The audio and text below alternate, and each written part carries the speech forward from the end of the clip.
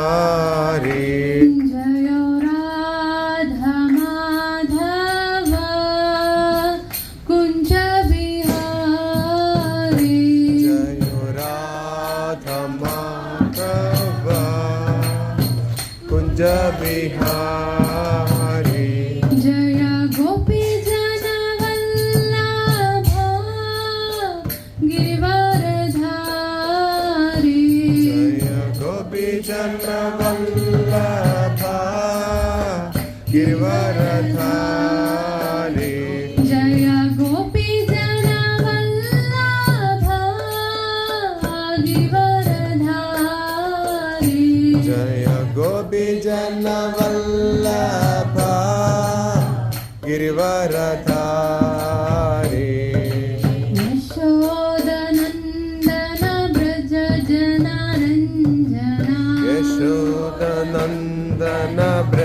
जन रञ्जना यशोदनन्दन व्रज जन रञ्जना नन्दन ब्रज जन रञ्जना यमुनतीरा वनचारी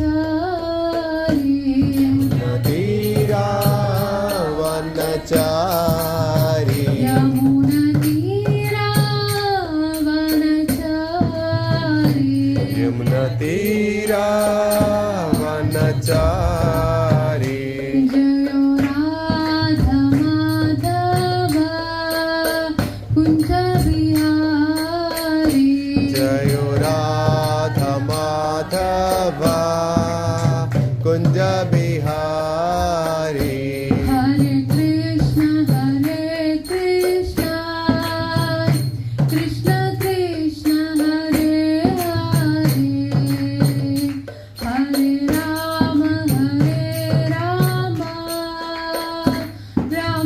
राम राम हरे हरे हरे कृष्ण कृष्ण कृष्ण हरे हरे हरे राम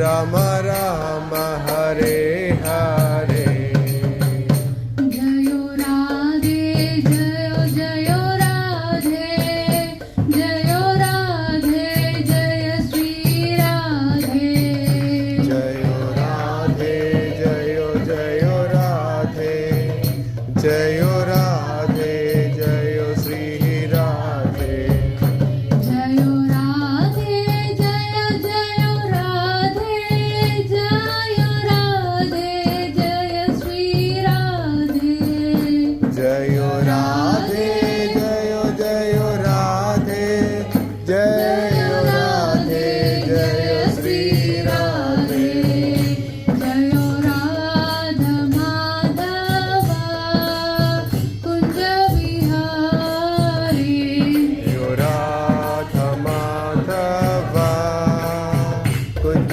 बिहारी जय राधा माधव कुंज बिहारी माधव कुंज बिहारी ओम नमो भगवते वासुदेवाय ओम नमो भगवते वासुदेवाय ओम नमो भगवते वासुदेवाय ओम नमो भगवते वासुदेवाय ओम नमो भगवते वासुदेवाय ओम नमो भगवते वासुदेवाय ഹരേ കൃഷ്ണ. ഭഗവത്ഗീത യഥാരൂപം അധ്യായം 4 ശ്ലോകം 37-38 നമ്മൾ നോക്കുന്നത്. കഴിഞ്ഞ ക്ലാസ്സിൽ മാതാജി 36 വരെയാണ് വായിച്ചിരുന്നത്. അപ്പോൾ നമ്മുടെ അതീന്ദ്രിയ ജ്ഞാനം എന്ന് പറഞ്ഞിട്ടുള്ള ഈ ഒരു അധ്യായം അവസാനിക്കാൻ ഇനി 1-2 ശ്ലോകങ്ങൾ മാത്രമേ ബാക്കിയുള്ളൂ. അപ്പോൾ വളരെ ചെറിയ ശ്ലോകമാണ് നമുക്ക് തോന്നുമെങ്കിലും വളരെ ഇമ്പോർട്ടൻ്റ് ആയിട്ടുള്ള ശ്ലോകമാണ് ഈ 2 ശ്ലോകങ്ങൾ. അപ്പോൾ നമുക്ക് ആദ്യം ശ്ലോകത്തിലേക്ക് കടക്കാം. ശ്ലോകം 37, ഭഗവത്ഗീത യഥാരൂപം, അധ്യായം 4, ശ്ലോകം 37. യഥൈധാംസി സമിഥ്യോർഥീർ യഥൈധാംസീരനിത്യോസി ഭസ്മാതാസ്കുരുതേർജുന ദാസാസ്തുരുതേർജുന ജ്ഞാനാഗ്നി സർവകർമാണി ജ്ഞാനാഗ്നി സർവകർമാണി ഭസ്മാതാസ്കുരുതേ തഥാ പദ്മാസാ കുരുതേ തഥാ യഥൈധാംസി സമിധ്യോഗ്നിർ സീതതിജ്യോഗ്നി ഭസ്മാതാസ്കുരുതേർജുന ഭസ്മാസാസ്തുരുതേർജുന ജ്ഞാനാഗ്നി സർവകർമാണി ജ്ഞാനാഗ്നി സർവകർമാണി ഭസ്മാതാസ്കുരുതേ തഥാ ഭസ്മാസാസ്തുരുതേർജുന യഥൈധാംസി സമിധ്യോഗ്നിർ സീതതിജ്യോഗ്നി ഭസ്മാതാസ്കുരുതേർജുന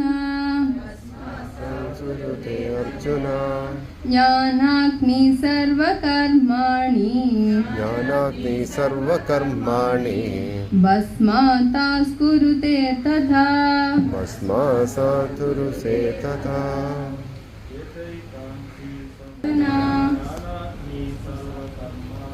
ജ്ഞാനാഗ്നി സർവകർമാണി അഗ്നി അഗ്നി ഏധാംസി ഏതാംസി വിറകുകളെ യഥാ യഥാ യാതൊരു പ്രകാരം യാതൊരു പ്രകാരം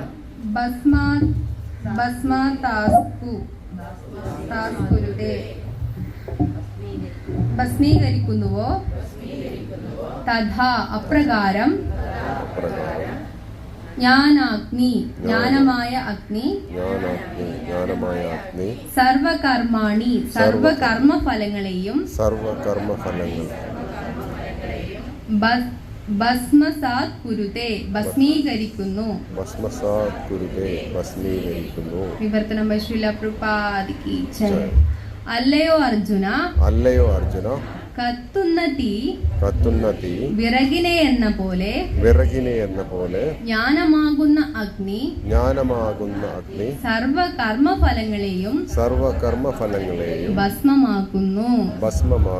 ഭാവാർത്ഥം ശ്രീല പ്രഭുപാദിക്ക് ജയ്. ജീവാത്മാവ്, പരമാത്മാവ് ഇവരുടെ പരസ്പര ബന്ധം എന്നിവയെക്കുറിച്ചുള്ള പൂർണ്ണ ജ്ഞാനത്തെ ഇവിടെ അഗ്നിയോടുപമിച്ചിരിക്കുന്നു. സർവപാപങ്ങളുടെ മാത്രമല്ല പുണ്യകർമ്മങ്ങളുടെയും ഫലങ്ങൾ ഈ അഗ്നിയിൽ ചാമ്പലാകുന്നു. കർമ്മത്തിന്റെ പ്രതിപ്രവർത്തനങ്ങൾക്ക് പല അവസ്ഥകളുണ്ട്. അങ്കുരാവസ്ഥ, ഫലോദയാവസ്ഥ, നേടിക്കഴിഞ്ഞ അവസ്ഥ, വരാനിരിക്കുന്ന അവസ്ഥ. എന്നാൽ ജീവസത്തയുടെ മൂലസ്വരൂപത്തെക്കുറിച്ചുള്ള ജ്ഞാനം ഇവയെ മുഴുവൻ ഭസ്മീകരിക്കും. ഒരാൾ പൂർണ്ണജ്ഞാനാവസ്ഥയിലെത്തുമ്പോൾ കഴിഞ്ഞതും കഴിയാനിരിക്കുന്നതുമായ എല്ലാ കർമ്മഫലങ്ങളും നശിച്ചുകൊള്ളും.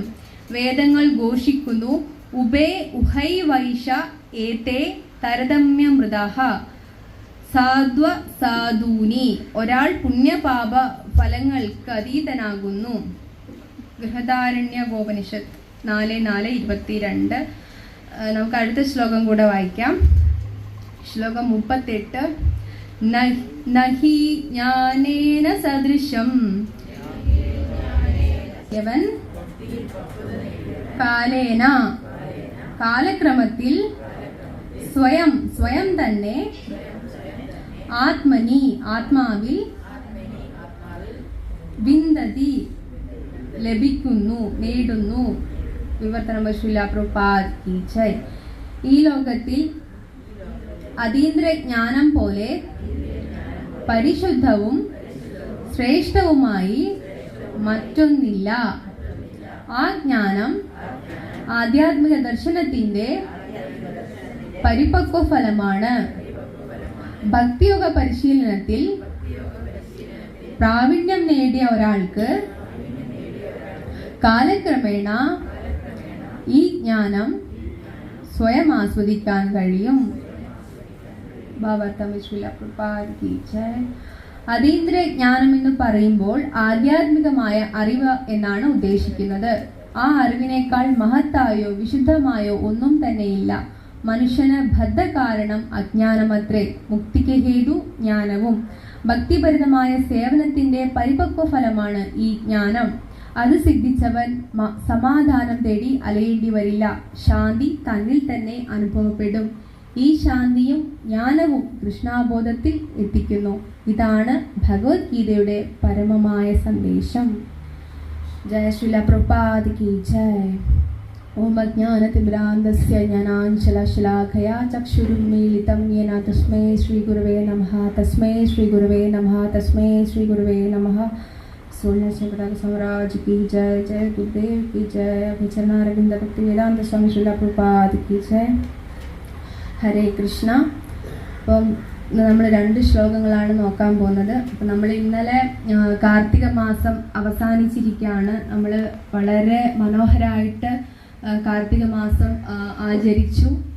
ഇന്നലെ ഇന്നുമായിട്ട് പല സത്സംഗങ്ങളിലും തുളസി ശാലിഗ്രാം വിവാഹം ആഘോഷിച്ചിട്ടുണ്ട്. അപ്പോൾ തുളസി എന്ന് പറയുന്നത് തുളസി മഹാറാണി ഭഗവാന്റെ പരിശുദ്ധയായിട്ടുള്ള വളരെ പരമമായിട്ടുള്ള ഭക്തയാണ്. അപ്പോൾ നമ്മൾ ഈ ഒരു കാര്യം കൂടെ നമ്മൾ ഈ ഒരു ദിവസം സ്മരിക്കണം. നമ്മൾ തുളസി ദേവി വീട്ടിൽ തുളസി ചെടി വയ്ക്കുമ്പോൾ നമുക്കറിയാം, നമ്മൾ ഭഗവാൻ എന്തെങ്കിലും ഓഫർ ചെയ്യുമ്പോൾ തുളസി ദളം ഇല്ലെങ്കിൽ അതൊരിക്കലും പൂർത്തിയാകുന്നില്ല. അപ്പം അത്രയും പ്രാധാന്യമാണ് ഭഗവാൻ തുളസി ദളത്തിന് അല്ലെങ്കിൽ തുളസി ദേവിക്ക് കൊടുത്തിട്ടുള്ളത്. ഭഗവാന്റെ വനമാണ് എന്ത് കൃഷ്ണവനം എന്നല്ലാതെ അറിയപ്പെടുന്നത് വൃന്ദാവനം എന്ന് പോകാൻ പറ്റാത്തത്. അപ്പൊ അവസാനം ലീലാബാബു എന്ത് ചെയ്തു, തന്റെ ശത്രുക്കളെടുത്തും പോയിട്ട് ഭിക്ഷയാചിക്കാനായിട്ട് പോയി. അപ്പൊ ഇവരെ കണ്ടതും ശത്രുക്കൾക്ക് ഭയങ്കര അതിശയായി, ലീലാബാബു ഇവിടെ ഭിക്ഷയാചിക്കാൻ വന്നോ.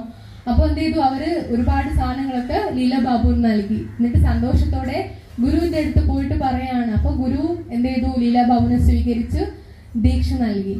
അപ്പൊ ഇതാണ് പറയുന്നത്, ആ ഒരു എളിമ അത് ഒരിക്കലും നമുക്ക് പറഞ്ഞുണ്ടാക്കാൻ പറ്റുന്ന ഒന്നല്ല. ആ ഒരു നമ്മുടെ പ്രവൃത്തിയിലൂടെ, ആ ഒരു പ്രാക്ടീസിലൂടെ നമുക്ക് ഉണ്ടായി വരുന്ന ഒന്നാണ് എളിമ. അപ്പൊ ഇങ്ങനെ ഒരു എളിമയുള്ള ഹൃദയത്തിൽ മാത്രമേ നമുക്ക് നാമം ജപിക്കാനുള്ള ആ ഒരു നല്ല ഒരു ചുറ്റുപാട് നമ്മുടെ ഹൃദയത്തിൽ ഉണ്ടായി വരുന്നുള്ളൂ. ആ ഒരു സ്ഥലത്ത് നിന്നിട്ടാണ് നമ്മൾ എന്ത് ചെയ്യേണ്ടത്, നാമം ജപിക്കേണ്ടത്. ഇങ്ങനെ നാമം ജപിച്ച് മുന്നോട്ട് പോകുമ്പോൾ പിന്നെ നമ്മൾ ചെയ്യേണ്ടത് ഭഗവാനെ നമ്മുടെ മനസ്സിലേക്ക്, ചിന്തകളിലേക്ക് കൊണ്ടുവരാന്ന. അതെങ്ങനെ സാധിക്കും? നമുക്ക് ഒരുപാട് പണികളുണ്ട് അല്ലെ, വീട്ടിൽ പണികളുണ്ട്, ഓഫീസിൽ പോകുന്ന ആൾക്കാരുണ്ട്, കുട്ടികളെ നോക്കുന്ന ആൾക്കാരുണ്ട്. അപ്പൊ ഇതിന്റെ ഒക്കെ ഇടയിൽ എങ്ങനെയാ ഭഗവാനെ ഓർക്കുക? അതൊരു വലിയൊരു ക്വസ്റ്റ്യൻ ആണ് അല്ലെ. അപ്പൊ അതിനും ഒരു ഉദാഹരണം പറയുന്നുണ്ട്. അതായത് പണ്ട് കാലങ്ങളിൽ കൂട്ടുകുടുംബത്തിലൊക്കെ സ്ത്രീകള് വീട്ടമ്മമാരെന്ത് ചെയ്യും, ചില സാരിയൊക്കെ ആയിരുന്നു അവർ ഉടുക്കുക. അപ്പൊ സാരി ഉടുക്കുമ്പോ അവർ വീട്ടിൽ അലമാരയുടെ താക്കോല് സാരി തുമ്പിൽ ഇങ്ങനെ കെട്ടിവെക്കുമായിരുന്നു. അപ്പൊ കെട്ടിവെക്കുമ്പോ എവിടെയെങ്കിലും പോകുമ്പോ അതങ്ങനെ എവിടെയെങ്കിലും കളഞ്ഞു പോകും. എന്നിട്ട് ഈ വീട്ടമ്മമാര് പണി ചെയ്യാതിരിക്കില്ല, പണി ചെയ്തോണ്ട് ഈ താക്കോലിനെ പറ്റി ഇങ്ങനെ ചിന്തിച്ചോണ്ടിരിക്കും. അതായത് പാത്രം കഴുകുന്നുണ്ടാവും, പക്ഷെ ചിന്ത മൊത്തം ഞാൻ താക്കോൽ എവിടെ വെച്ച ഇങ്ങനെ ഫുള്ള് എല്ലാ കാര്യങ്ങളും വീട്ടുകാര്യങ്ങളും മൊത്തം ചെയ്യുന്നുണ്ടാവും, പക്ഷെ ചിന്ത മൊത്തം താക്കോല്. അപ്പൊ ഇതുപോലെയാണ് നമ്മളും ചെയ്യേണ്ടത്. നമ്മളിപ്പം സ്റ്റുഡന്റ് ആയിരിക്കാം, അല്ലെങ്കിൽ ജോലി ചെയ്യുന്ന ആളായിരിക്കാം, ഭാര്യ ആയിരിക്കാം, ഭർത്താവായിരിക്കാം. നമ്മളെ പല തരത്തിൽ നമ്മളെ ജോലികൾ ചെയ്യുന്നുണ്ടാവാം, കർത്തവ്യങ്ങൾ നമ്മൾ നിർവഹിക്കുന്നുണ്ടാവാം. പക്ഷെ നമ്മളുടെ ആ ഒരു ചിന്തയിൽ നമ്മൾ എപ്പോഴും ഭഗവാനെ കൊണ്ടുവരാനായിട്ട് ശ്രമിക്കണം. അപ്പൊ ഇങ്ങനെയാണ് നമ്മൾ എന്ത് ചെയ്യേണ്ടത്, ആ ഒരു റിലേഷൻ നമ്മൾ എന്ത് ചെയ്യേണ്ടത്, നിലനിർത്തേണ്ടത്. അപ്പൊ ചിലര് പറയും, ഇപ്പൊ പുറമേ നിന്ന് ഒരാൾ വന്നിട്ട് ആഗ്രഹങ്ങൾക്ക് വേണ്ടിയിട്ട് അല്ലെങ്കിൽ ഈ പ്രശ്നങ്ങൾക്ക് വേണ്ടിയിട്ട് ഭഗവാനെ സമീപിക്കും. അപ്പൊ നമ്മൾ പറയും അങ്ങനെയൊന്നും ചെയ്യരുത്, ഭഗവാനോട് ആഗ്രഹങ്ങളൊന്നും നമ്മൾ ചോദിക്കാൻ പാടില്ല എന്നൊക്കെ പറയും. പക്ഷെ നമുക്ക് അങ്ങനെ പറയേണ്ട ആവശ്യമില്ല. കാരണം എന്താ പറയാ, no relationship is better than എന്താണ് സം റിലേഷൻഷിപ്പ്. അതായത് നമ്മൾ കുറച്ച് ഒന്നുമില്ല, ഭഗവാനായിട്ട് ഒരു ബന്ധവും ഇല്ല, അതിനേക്കാളും എത്രയോ ഉത്തമമാണ് എന്തെങ്കിലും ഒരു ബന്ധം ഭഗവാനായിട്ട് വെക്കുന്നത്. അതായത് കഷ്ടങ്ങൾ വരുമ്പോഴോ സന്തോഷങ്ങൾ വരുമ്പോഴോ ഭഗവാനെ അടുത്ത് അത് പറയാനായിട്ടെങ്കിലും ഭഗവാനെ കാണുക, അതൊക്കെ ഭഗവാന് സന്തോഷമാണ്. കാരണം നമ്മളെല്ലാവരും ഭഗവാൻ അത്രയും പ്രിയപ്പെട്ടവരാണ്. നമ്മൾ വിളിക്കുന്നുണ്ടോ, നമ്മൾ ഭഗവാൻ ഓർക്കുന്നുണ്ടോ എന്ന് ഭഗവാൻ ഇങ്ങനെ കാതോർത്തിരിക്കുകയാണ്. ഒരു ഉദാഹരണം പറയുകയാണെങ്കിൽ ഒരു അച്ഛന് 2 മക്കളുണ്ട്. ഒരു മകൻ വന്നിട്ട് പറയാണ് എനിക്ക് 75% മാർക്ക് കിട്ടി. മറ്റേ മകനും പറഞ്ഞു എനിക്ക് 75% മാർക്ക് കിട്ടി. പക്ഷെ രണ്ടാമത്തെ മകൻ പറഞ്ഞപ്പോ അച്ഛന് ഭയങ്കര സന്തോഷമായി. അവരെ മടിയിലിരുത്തി അച്ഛൻ ഇങ്ങനെ താലോലിച്ചു. അപ്പൊ ഇത് കണ്ടപ്പോ നമുക്ക് തോന്നും അതെന്താ അച്ഛൻ അങ്ങനെ ചെയ്തത്? രണ്ടുപേർക്ക് ഒരേ മാർക്കല്ലേ, എന്തോ ഒരു വേർതിരിവാണ് കാണിച്ചത്. പക്ഷേ ഈ രണ്ടാമത്തെ മകൻ കഴിഞ്ഞ പരീക്ഷയില് എത്രയായിരുന്നു? നല്ല കുറവ് മാർക്കായിരുന്നു. ഇപ്രാവശ്യം അവൻ ഒരുപാട് ഇംപ്രൂവ് ആയി. ആ സന്തോഷമാണ് അച്ഛൻ കാണിച്ചത്. ഇതുപോലെയാണ് ഭഗവാനും. നമ്മളിപ്പോ ആദ്യം ഒട്ടും ഭഗവാനെ മൈൻഡ് ചെയ്യുന്നില്ല, പക്ഷെ ഇപ്പൊ നമ്മൾ ആഗ്രഹങ്ങൾ പറയുന്നുണ്ട് ഭഗവാനോട്, കഷ്ടങ്ങൾ ഭഗവാനോട് പറയുന്നുണ്ടെങ്കിൽ ഭഗവാൻ അത് ഭയങ്കര സന്തോഷമാണ്. അപ്പൊ അതൊന്നും നമ്മൾ നോക്കേണ്ട ആവശ്യമില്ല. എങ്ങനെയെങ്കിലും ഭഗവാനായിട്ട് ആ ഒരു ബന്ധം നമ്മൾ സ്ഥാപിക്കാനായിട്ട് ശ്രമിക്കണം. അപ്പൊ അതാണ് ഭഗവാന് വളരെ വളരെ സന്തോഷം. അപ്പൊ നമ്മളിങ്ങനെ പോകുന്ന സമയത്ത് ഒരുപാട് സങ്കടങ്ങൾ നമുക്കിങ്ങനെ വന്നുകൊണ്ടിരിക്കും. അപ്പോ ഒരു എന്താ പറയാ, ഒരു കഥ എന്ന് പറയുന്നത്, നമ്മളിപ്പോ ഒരുപാട് പ്രശ്നങ്ങൾ വരുമ്പോൾ നമ്മൾ വിചാരിക്കും ഭഗവാൻ എന്നെ കേൾക്കുന്നില്ലേ, ഭഗവാൻ ശരിക്കും അവിടെ ഉണ്ടോ, എന്താണ് എനിക്കിങ്ങനെ സംഭവിക്കുന്നത്? നമ്മൾ ചിലപ്പോ ഈ ഒരു ജീവാത്മാ പരമാത്മാ ഞാനും ഭഗവാനും തമ്മിലുള്ള ബന്ധം, ഈ ഒരു യഥാർത്ഥ അറിവ് നമുക്കില്ലെങ്കിൽ ചിലപ്പോൾ നമ്മൾ വീണുപോകും. അപ്പൊ അങ്ങനെ വീഴാതിരിക്കുകയാണെങ്കിൽ ആ ജ്ഞാനം വളരെയധികം നമുക്ക് ഉണ്ടാവേണ്ട അത്യന്താപേക്ഷിതമാണ്. ഒരു കഥ ഞാൻ പറയാം. തിരുപ്പതി ബാലാജിയിൽ നടന്ന ഒരു സ്റ്റോറിയാണ്. അപ്പൊ തിരുപ്പതി ബാലാജി പോയിട്ടുള്ളവർക്ക് അറിയാം, തിരുപ്പതി ടു തിരുമല ഒരു ഹില്ലാണ്, ഒരു വലിയ ഒരു മല കയറിയിട്ടാണ് തിരുമലയിൽ പോവുക. അപ്പൊ അവിടെ ഒരു CEO ഉണ്ട്, അതായത് അവിടുത്തെ കമ്മിറ്റിയിലെ വലിയൊരു എക്സിക്യൂട്ടീവ് ആണ് അദ്ദേഹം. അപ്പൊ അദ്ദേഹം താമസിക്കുന്നത് തിരുപ്പതിയിലാണ്. എന്നിട്ട് തിരുമലയിൽ പോയിട്ടാണ് അദ്ദേഹം സേവയൊക്കെ ചെയ്യുന്നത്. അപ്പൊ ഒരു ദിവസം രാത്രി അദ്ദേഹം പണിയൊക്കെ കഴിയുമ്പോൾ ഒരുപാട് ലേറ്റ് ആയി പോയി. അപ്പൊ ഭാര്യ പറഞ്ഞു ഇന്ന് ഇനി പോണ്ട, നാളെ രാവിലെ നമുക്ക് ഒന്നിച്ച് പോവാൻ തിരുമലയില്, ഞാനും കൂടെ വരാം, എന്നിട്ട് നമുക്ക് ഒന്നിച്ച് അഭിഷേക സേവയൊക്കെ ചെയ്യാന്ന് പറഞ്ഞു. അപ്പൊ ഈ എക്സിക്യൂട്ടീവ് പറഞ്ഞു ഇല്ല എനിക്ക് ഇന്ന് തന്നെ പോണം, ഒരുപാട് കാര്യങ്ങൾ ചെയ്യാനുള്ളതാണ്. അപ്പൊ അദ്ദേഹം എന്ത് ചെയ്തു, തിരുപ്പതിന്ന് തിരുമലയിലേക്ക് ഡ്രൈവ് ചെയ്ത് പോകാൻ നോക്കുന്ന സമയത്ത് അവിടെയുള്ള സെക്യൂരിറ്റിക്കാരൊക്കെ പറഞ്ഞു ഇന്ന് ഭയങ്കര തിരക്കാണ് സാർ, ഇന്ന് ഒരുപാട് ഭക്തജനങ്ങൾ വന്നിട്ടുണ്ട്, അതുകൊണ്ട് നമ്മൾ സാധാരണ പോകുന്ന വഴി ഇന്ന് ബ്ലോക്ക് ചെയ്തിട്ടുള്ളത്, നമുക്കിന്ന് കാട് വഴിയാണ്, ആ വഴി കൂടെ സാറിന് പോകാമെന്ന് പറഞ്ഞു. അപ്പൊ എക്സിക്യൂട്ടീവ് പറഞ്ഞു ഓ ശരി അങ്ങനെയാണോ, എന്നാ പിന്നെ ഞാൻ ഇതിലേ പോകാം. അങ്ങനെ എക്സിക്യൂട്ടീവ് എന്ത് ചെയ്തു, കാട് വഴി, ചിലപ്പോൾ അങ്ങനെ സംഭവിക്കാറുണ്ട്, ഒരുപാട് തിരക്കുണ്ടാകുമ്പോൾ ഒരു വഴി ക്ലോസ് ചെയ്യാറുണ്ട്. അങ്ങനെ കാട് വഴിയുള്ള ആ ഒരു വഴിയിലൂടെയാണ് എക്സിക്യൂട്ടീവ് എന്ത് ചെയ്തത്, ഒരു അംബാസിഡർ കാർ ഓടിച്ച് ഇങ്ങനെ പോയിക്കൊണ്ടിരിക്കുന്നത്. അപ്പൊ ഈ കാട്ടിലൂടെ ഒരു 10:30 സമയമായിട്ടുണ്ട്. അപ്പൊ ഇങ്ങനെ പോകുന്ന സമയത്ത് പെട്ടെന്ന് ഒരാൾ ഇങ്ങനെ കൈ കാണിച്ചു നിർത്തൂ എന്ന് പറഞ്ഞിട്ട്. അപ്പൊ ഇയാള് വണ്ടി നിർത്തി, എന്താന്ന് ചോദിച്ചു. അപ്പൊ എന്താന്ന് ചോദിക്കുന്നതിന് മുന്നേ അയാൾ കാണുന്നുണ്ട് ഒരു കാർ അവിടെ ആക്സിഡന്റ് ആയിട്ട് കിടക്കുന്നുണ്ട്. തൊട്ടടുത്ത് തന്നെ ഇപ്പൊ കല്യാണം കഴിഞ്ഞ പോലെ ഒരു വരനും വധുവും ഉണ്ട്, എല്ലാ ആഭരണ വിഭൂഷിയായിട്ടൊരു വധു, അതുപോലെ തന്നെ വരനും ഉണ്ട്. അപ്പൊ അദ്ദേഹം ഒന്നും ചോദിക്കാതിരുന്നില്ല, ഇവര് പെട്ടെന്ന് എന്ത് ചെയ്തു, ഈ കാറിലോട്ട് കയറി. എന്നിട്ട് ഈ ഒരു വൃദ്ധനാണ് കൈ കാണിച്ചത്. അപ്പൊ വൃദ്ധൻ ഇങ്ങനെ പറയാ, ഞാന് ഒത്തിരി ദൂരേന്ന് വരികയാണ്, തിരുപ്പതി ബാലാജിന്റെ വലിയ ഭക്തനായിരുന്നു ഞാന്, എന്റെ മകളുടെ വിവാഹം ഇന്ന് രാവിലെ കഴിഞ്ഞു. അവിടെ കഴിഞ്ഞ ഉടനെ ഞാൻ എന്ത് ചെയ്തു, ആ ചടങ്ങൊന്നും കംപ്ലീറ്റ് ചെയ്യാൻ ഞാൻ സമ്മതിച്ചില്ല. എനിക്ക് പെട്ടെന്ന് ആദ്യം ഭഗവാനെ വന്ന് ദർശനം എടുക്കണം ഇവരെന്ന് എനിക്കൊരു ആഗ്രഹം ഉണ്ടായി. അങ്ങനെ ഞാൻ ഓടി പുറപ്പെട്ടതാണ് ഇവരെയും കൊണ്ട്. പക്ഷെ എന്താ സംഭവിച്ചേ, ഭഗവാൻ തന്റെ ഭക്തനോട് കാണിക്കുന്ന ക്രൂരത നിങ്ങൾ കണ്ടോ? എന്നിതാ ഈ എന്താ പറയാ, രാത്രി എന്നെ കാട്ടിൽ ഒറ്റപ്പെടുത്തിയിരിക്കുക ഭഗവാൻ, എനിക്ക് ദർശനം പോലും കിട്ടിയില്ല. ഇങ്ങനെയാണോ ഭഗവാൻ കാണിക്കുന്നത്? എന്റെ കാർ ഇതാ ബ്രേക്ക് ഡൗൺ ആയി, ഞാൻ ഇനി എന്താ ചെയ്യാ? ഇതാണ് ഭക്തനോട് ഭഗവാൻ കാണിക്കുന്നത് എന്നൊക്കെ ഇങ്ങനെ പുലമ്പിക്കൊണ്ട് അയാൾ ഇങ്ങനെ കാറിലിരിക്കുകയാണ്. ഈ എക്സിക്യൂട്ടീവ് ഒരക്ഷരം മിണ്ടിയില്ല. അങ്ങനെ അവരൊരു 11:30 മണിയാകുമ്പോ എവിടെ എത്തി, തിരുമലയിലെത്തി. എന്നിട്ട് എക്സിക്യൂട്ടീവ് പെട്ടെന്ന് അവിടെയുള്ള ഓഫീസർമാരോട് പറഞ്ഞു, നോക്കൂ ഇവർക്ക് VIP ദർശനം കൊടുക്കണം, ഇവരെ കാർ അവിടെ കാട്ടിക്കിടക്കുന്നുണ്ട്, പെട്ടെന്ന് ശരിയാക്കി കൊടുക്കണം, നാളെ രാവിലെ തന്നെ ഇവരെ തിരിച്ച് അവരെ സ്ഥലത്തേക്ക് എത്തിക്കണം, ഇവർക്ക് കുറെ ചടങ്ങുകളൊക്കെ ബാക്കിയുണ്ടെന്ന് പറയാണ്. അങ്ങനെ ആ ഭംഗിയായിട്ടൊക്കെ കാര്യങ്ങളൊക്കെ നടന്നു. കുറെ കഴിഞ്ഞതിന് ശേഷം ഈ ഒരു വൃദ്ധൻ ഈ എക്സിക്യൂട്ടീവിന് ലെറ്റർ എഴുതാണ്, എന്നോട് ക്ഷമിക്കണം, ഞാൻ എന്ത് അപരാധമാണ് ചെയ്തത്, ഞാൻ എൻ്റെ ഭഗവാനെ അവിശ്വസിച്ചു പോയല്ലോ. അദ്ദേഹം എനിക്ക് വേണ്ടി എന്തൊക്കെ കാര്യങ്ങൾ അവിടെ ഒരുക്കി വെച്ചിരുന്നത് ഞാൻ അറിഞ്ഞില്ലല്ലോ, ഞാൻ എന്ത് വലിയ അപരാധിയാണ് എന്നൊക്കെ പറയാം. കാരണം ഞാൻ ഒറ്റയ്ക്ക് തന്നെ ആ തിരുപ്പതിയിൽ എത്തി തിരുമല കയറിയാൽ അന്ന് എനിക്ക് ഒരിക്കലും ദർശനം ലഭിക്കില്ല. കാരണം അത്രയും തിരക്കാണ്. മാത്രമല്ല ഇതൊക്കെ കഴിഞ്ഞ് ഞാൻ എപ്പോ എൻ്റെ വീട്ടിൽ തിരിച്ചെത്തിയിട്ട് ബാക്കി ചടങ്ങുകളൊക്കെ നടത്താനാണ്, ഒരിക്കലും സാധിക്കില്ല. അതുകൊണ്ടാണ് ഭഗവാൻ എന്ത് ചെയ്തത്, കാറ് ബ്രേക്ക് ഡൗൺ ആക്കിയതും നിങ്ങൾ ആ വഴിയിലൊക്കെ വരുത്തിച്ചതും. നോക്കൂ ഭഗവാന്റെ കാരുണ്യം. അതാണ് ചിലപ്പോൾ നമ്മൾ വിചാരിക്കും ഇതാണ് എനിക്ക് ശരി, ഇതാണ് എനിക്കിപ്പോ വേണ്ടത്, ഇതാണ് നമുക്ക് വേണ്ടത്, ഇതാണ് എൻ്റെ ജയം എന്നൊക്കെ നമുക്ക് തോന്നുമെങ്കിലും പക്ഷെ അതൊന്നും ആയിരിക്കില്ല.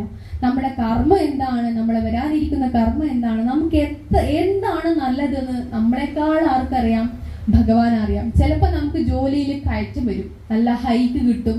ചിലപ്പോൾ നമ്മളെ ജോലിയിൽ നിന്ന് ഭഗവാൻ പുറത്താക്കും. ചിലപ്പോൾ നമുക്ക് നല്ല ഒരു ഭാര്യനെ, അതായത് ഭക്തിയിൽ സപ്പോർട്ട് ചെയ്യുന്ന ഭാര്യനെ കിട്ടും. ചിലപ്പോൾ നമ്മളെ ഭക്തിയിൽ സപ്പോർട്ട് ചെയ്യാത്ത ഭാര്യനെ കിട്ടും. പക്ഷെ അതൊക്കെ ഭഗവാൻ ചെയ്യുന്നത് എന്തിനാണ്, ഭഗവാനിലേക്ക് നമ്മൾ എന്ത് ചെയ്യാനാണ്, അടുപ്പിക്കാനാണ്. ഏത് പ്രകാരമാണ് നമ്മൾ ഭഗവാനിലേക്ക് അടുക്കുക എന്ന് ഭഗവാൻ നല്ല പോലെ അറിയാം. ചിലർക്ക് പൈസ ഉണ്ടായാലായിരിക്കും ഭഗവാനോട് അടുക്കാൻ പറ്റുക, ചിലർക്ക് പൈസ ഇല്ലെങ്കിലായിരിക്കും ഭഗവാനോട് അടുക്കാൻ കഴിയുക. അപ്പൊ ഏത് പ്രകാരമാണെങ്കിലും ഭഗവാൻ എന്ത് ചെയ്യും, അതിനുള്ള അവസരം ഇങ്ങനെ ഉണ്ടാക്കിക്കൊണ്ടേയിരിക്കും. അതാണ് ഭഗവാന്റെ കാരുണ്യം. ഇപ്പൊ ഒരു ഉദാഹരണം പറയുകയാണെങ്കിൽ ഒരു സംഭവം ഇങ്ങനെ സ്റ്റിച്ച് ചെയ്യുമ്പോൾ നമ്മൾ ഇവിടെ ഇരുന്ന് നോക്കുമ്പോൾ, ദൂരെ നിന്ന് നോക്കുമ്പോൾ നമുക്കൊന്നും മനസ്സിലാവില്ല, അതിനൊരു രൂപവും ഇല്ല, എന്തോ ഒരു സാധനം ഇങ്ങനെ തുന്നുന്നെന്ന് മാത്രമേ തോന്നും. പക്ഷെ നമ്മൾ എണീറ്റ് നിന്നിട്ട് ആ ഒരു നെയ്ത്ത് താഴോട്ടേക്ക് നോക്കുമ്പോൾ അതിന് പ്രത്യേക ഭംഗി, ഒരു രൂപം നമുക്ക് മനസ്സിലാക്കാൻ പറ്റും. ഇതുപോലെ തന്നെയാണ് നമ്മുടെ ജീവിതത്തിന്റെ പല കാര്യങ്ങളും. നമ്മൾ വിചാരിക്കും ഭഗവാൻ എന്നെ കേൾക്കുന്നില്ല, ഭഗവാൻ എനിക്ക് സങ്കടങ്ങൾ തരുന്നു, ഭഗവാൻ അത് ചെയ്യുന്നു, ഭഗവാൻ ഇത് ചെയ്യുന്നു. കുറെ കഴിഞ്ഞിട്ട് ഒന്ന് ബാക്കോട്ടേക്ക് നോക്കിയാൽ നമുക്ക് മനസ്സിലാവും ഇതൊക്കെ ഭഗവാന്റെ പ്ലാൻ ആയിരുന്നു. ഭഗവാൻ ഓരോരുത്തരും ഭഗവാന് പ്രിയപ്പെട്ടവരാണ്. ആർക്ക് എന്ത് എപ്പോ കൊടുക്കണമെന്ന് ഭഗവാൻ നല്ല നിശ്ചയമുണ്ട്. അപ്പൊ നമ്മൾ ചെയ്യേണ്ട ഒരേ ഒരു കാര്യം, ഉറച്ചങ്ങോട്ട് വിശ്വസിക്കുക ഭഗവാൻ എന്നെ കൈവിടില്ല, ഭഗവാൻ എന്ത് തന്നാലും എനിക്ക് ഉചിതമാണ് എന്ന് നമ്മൾ ഭഗവാൻ ഉറച്ചങ്ങോട്ട് വിശ്വസിച്ച് കഴിഞ്ഞാല് ബാക്കിയൊക്കെ അങ്ങോട്ട് ശരിയായിക്കോളും. അപ്പൊ ഇത് മാത്രമാണ് നമുക്ക് ചെയ്യാൻ പറ്റുള്ളൂ. അപ്പൊ ഈ ഒരു അറിവിലൂടെ നമ്മൾ കർമ്മങ്ങൾ ചെയ്യുമ്പോൾ അതൊക്കെ എന്തായിട്ട് മാറും, കൃഷ്ണാവബോധത്തിലുള്ള ആ ഒരു കർമ്മങ്ങളായിട്ട് മാറും. അങ്ങനെ വരുമ്പോൾ ആ ഫലങ്ങളൊന്നും നമുക്ക് ബാധിക്കുന്നില്ല, അതൊക്കെ ഭഗവാൻ സ്വയം സ്വീകരിച്ചോളും. പാണ്ഡവരെ കാര്യം തന്നെ എടുത്തോളൂ. കുന്തി മാതാവ് എന്താ പറഞ്ഞത്, ആ പാണ്ഡവരെ ജീവിതം തുടക്കം മുതൽ അവസാനം വരെ ദുരിതങ്ങളാണ്. അവർ ജനിച്ചത് വനത്തിലാണ്, അതിനുശേഷം അവരുടെ പിതാവായിട്ടുള്ള പാണ്ഡു മരണപ്പെടുന്നു, സ്വന്തം അവകാശമുള്ള രാജ്യം പോലും അവർക്ക് ലഭിക്കുന്നില്ല, സ്വന്തം ജ്യേഷ്ഠന്മാർ അവരെ കൊല്ലാനായിട്ടുള്ള പദ്ധതികൾ ഇടുന്നു. ഇതൊന്നും കുന്തി മാതാവിന് ഒരിക്കലും സഹിക്കുന്നുണ്ടായിരുന്നില്ല. പക്ഷേ അവരെ കൂടെ എപ്പോഴും പ്രശ്നങ്ങളൊക്കെ വരുമ്പോ ആരുണ്ടായിരുന്നു, ഭഗവാൻ ഉണ്ടായിരുന്നു.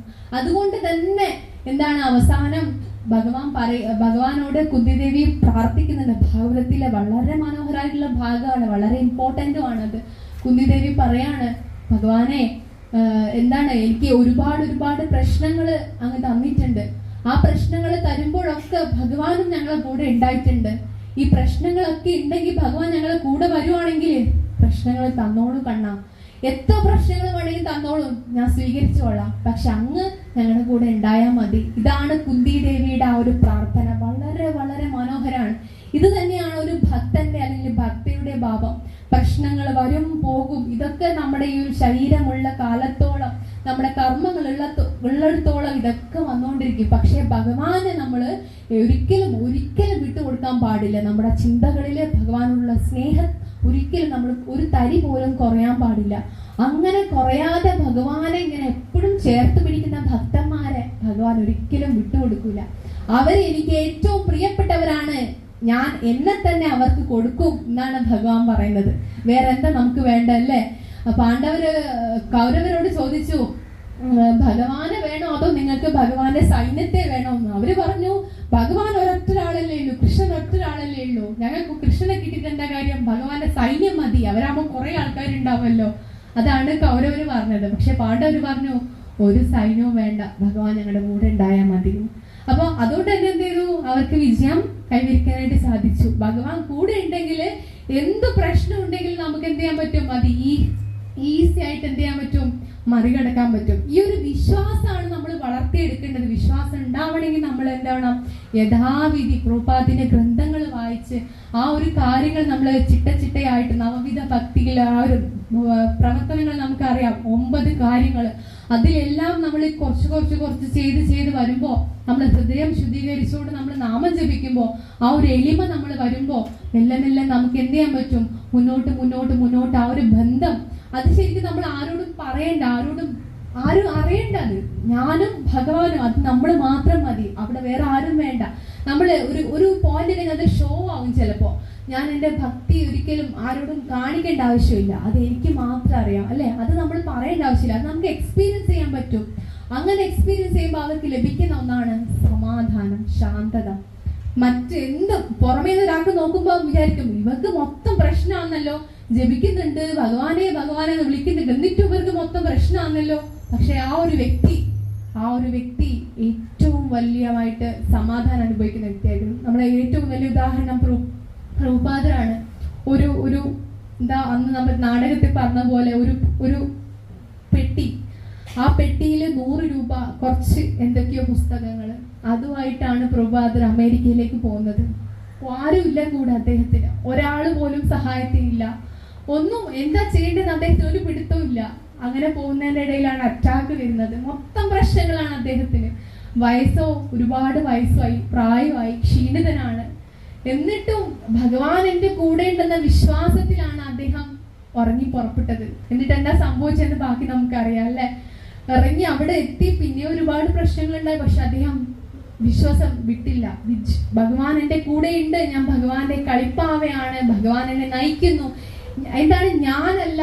അതാണ് എല്ലാവരും ചോദിക്കുന്നു, ഇത് പ്രഭുപാദന്റെ പ്രസ്ഥാനമല്ലേ, എന്തുകൊണ്ട് പ്രഭുപാദ് പ്രസ്ഥാനം എന്ന് എഴുതിയില്ല? ഇതെങ്ങനെ ഹരേ കൃഷ്ണ പ്രസ്ഥാനമായി? ഇത് എന്റെ പ്രസ്ഥാനമല്ല, ഇത് ഭഗവാന്റെ പ്രസ്ഥാനമാണ്. ഭഗവാൻ എന്നെ ഒരു ഉപകരണമാക്കി മാറ്റിയിരിക്കുകയാണെന്നാണ് പ്രഭുപാദർ പറഞ്ഞത്. അദ്ദേഹത്തിന്റെ ഈ എളിമ തന്നെയാണ് അദ്ദേഹത്തിന്റെ ഇത്രയും വലിയ വിജയത്തിന് കാരണം. അപ്പൊ ഇതാണ് നമ്മുടെ ആചാര്യന്മാർ നമ്മൾ പഠിക്കേണ്ടത്, എളിമ. നമ്മൾ എത്ര തന്നെ ഉയർന്നു നിന്നാലും എളിമ എന്നൊന്നും ഇല്ലെങ്കിൽ നമ്മൾ വീണ്ടും അധപതനത്തിലേക്ക് പോകും. അപ്പൊ ആ ഒരു എളിമ വളർത്തിയെടുത്തുകൊണ്ട് നമ്മൾ നാമം ജപിച്ച് ഭഗവാന്റെ ആ ഒരു പരിശുദ്ധ ഭക്തി തലത്തിലേക്ക് നമ്മൾ എന്ത് ചെയ്യണം? മുന്നേറാനായിട്ട് ശ്രമിക്കണം. ഇനി നമ്മൾ ഈ ഒരു ഉദാഹരണം വെച്ചാൽ നമ്മുടെ ഭഗവാന്റെ ഓടക്കുഴൽ എല്ലാവരും കണ്ടിട്ടുണ്ടാവും. ഒരു ഹോളാണ്, അതായത് ഒന്നുമില്ലാത്തൊരു കുഴൽ, അതിൽ കുറെ ഓട്ടകൾ. ആ ഒരു ഒന്നുമില്ലാത്ത കുഴലിൽ നിന്നാണ് ഭഗവാൻ എന്ത് ചെയ്തത്? പല മെലഡീസ് ഉണ്ടാക്കിയിട്ടുള്ളത്. ഒരുപാട് ഭക്തരുടെ ഹൃദയം ഭഗവാൻ കവർന്നത് ആ ഒരു ഓടക്കുഴലിൽ നിന്നാണ്. എന്തുകൊണ്ട്? എങ്ങനെ? ഇപ്പൊ നമുക്കറിയാം, ഓടക്കുഴലില്ലാത്ത ഭഗവാനെ നമുക്ക് ചിന്തിക്കാനും പോലും പറ്റത്തില്ല, അല്ലെ? അപ്പൊ ഭഗവാനോട് ചേർന്ന് തന്നെ ആ ഓടക്കുഴല് എല്ലാവരും സ്മരിക്കുന്നു. ഇത്രയും വലിയൊരു മഹത്വം ഓടക്കുഴലിന് വന്നത് എന്തുകൊണ്ടാണ്? അതായത് സറണ്ടറായി, ഞാൻ ഭഗവാന്റെ ഉപകരണമായി മാറി. ആ ഒരു മനസ്സ്, ആ ഒരു എന്താ പറയാ, പൂർണ്ണ സമർപ്പണം ഓടക്കുഴലിൽ ചെയ്തത് കൊണ്ടാണ് ഇത്രയും വലിയൊരു സ്ഥാനം ഓടക്കുഴലിൽ ലഭിച്ചത്. അതുപോലെ നമ്മളും വിചാരിക്കണം, ഞാൻ ഭഗവാന്റെ ഒരു ഉപകരണം മാത്രമാണ്, ഭഗവാൻ എന്നെ കൊണ്ട് എല്ലാം ചെയ്യിക്കുന്നതാണ്. അപ്പൊ ഈ ഒരു ബോധത്തിൽ നമ്മൾ മുന്നോട്ട് പോകുമ്പോൾ ഈ പ്രശ്നങ്ങളൊന്നും നമുക്കൊരു ബാധകമേ ആവില്ല. ഭഗവാൻ തന്നെ നമുക്ക് നമ്മുടെ ജീവിതത്തിൽ അത്ഭുതങ്ങൾ പ്രവർത്തിക്കുന്നതായിട്ട് നമുക്ക് മനസ്സിലാക്കാൻ പറ്റും. അപ്പൊ ഒരു കൊച്ചു സ്റ്റോറി കൂടെ പറഞ്ഞിട്ട് നമുക്ക് ഇന്നത്തെ ഈ ഒരു ക്ലാസ് ഇവിടെ അവസാനിപ്പിക്കാം. അപ്പൊ നമ്മുടെ ജീവിതത്തിൽ നമ്മളെല്ലാവരും സുഖം തേടി അലയുന്നവരാണ്, നമുക്കറിയാം. സമാധാനം തേടി അലയുന്നവരാണ്. പക്ഷെ കിട്ടുന്നില്ല, എവിടെയും കിട്ടുന്നില്ല. എല്ലാവരും എന്തിനൊക്കെയോ തേടിക്കൊണ്ടിരിക്കുന്നു, പക്ഷെ എവിടെയും നമുക്ക് ആ ഒരു സമാധാനം കിട്ടുന്നില്ല. അപ്പോൾ ഈ ഒരു അവസ്ഥയെ കുറിച്ചിട്ട് ഗ്രന്ഥങ്ങൾ പറയുന്ന ഒരു കഥയാണ്. ഒരു ധനികന്റെ മകനാണ്. അപ്പം ആ ഒരു മകൻ ഹെലികോപ്റ്ററിലൂടെ ഇങ്ങനെ യാത്ര ചെയ്തുകൊണ്ടിരിക്കുന്ന സമയത്ത് ഒരു കാട്, നിബിഡമായിട്ടുള്ള ഒരു കാട് കാണാണ്. അപ്പൊ ഈ കുട്ടിക്ക് ഒരു ആഗ്രഹം ഉണ്ടായി, എന്ത് ചെയ്യണം? ഈ കാട്ടിലേക്ക് ഇറങ്ങണം എന്നൊക്കെ. അപ്പൊ അങ്ങനെ ഈ കുട്ടി കാട്ടിലേക്ക് ഇറങ്ങാണ്. കാട്ടിലേക്ക് ഇറങ്ങിയിട്ട് അവൻ അവിടെയുള്ള കാര്യങ്ങളൊക്കെ നോക്കുമ്പോ പെട്ടെന്നാണ് എന്ത് ചെയ്യുന്നത്? വലിയൊരു ആന എന്ത് ചെയ്യുന്നത്? ഈ കുട്ടീന്റെ പുറകെ ഓടുന്നത്. കുട്ടി എന്ത് ചെയ്ത്? ഓടി ഒരു മരത്തിൽ പിടിച്ചു കയറിയപ്പോ എന്താ, താഴെ നോക്കുമ്പോ ഒരു ശിഖരത്തിൽ ഇങ്ങനെ പിടിച്ചു നിൽക്കാണ് കുട്ടി.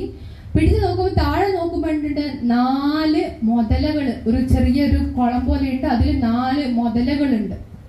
അങ്ങനെ മേലെ നോക്കുമ്പോഴോ ഇതുപോലെ കുറെ ശിഖരങ്ങളുണ്ട്. ആ ശിഖരങ്ങളിലൊക്കെ ഈ കുട്ടീനെ പോലെ കുറെ കുട്ടികൾ പിടിച്ചു നിൽക്കുന്നതും കുട്ടി കാണുന്നുണ്ട്.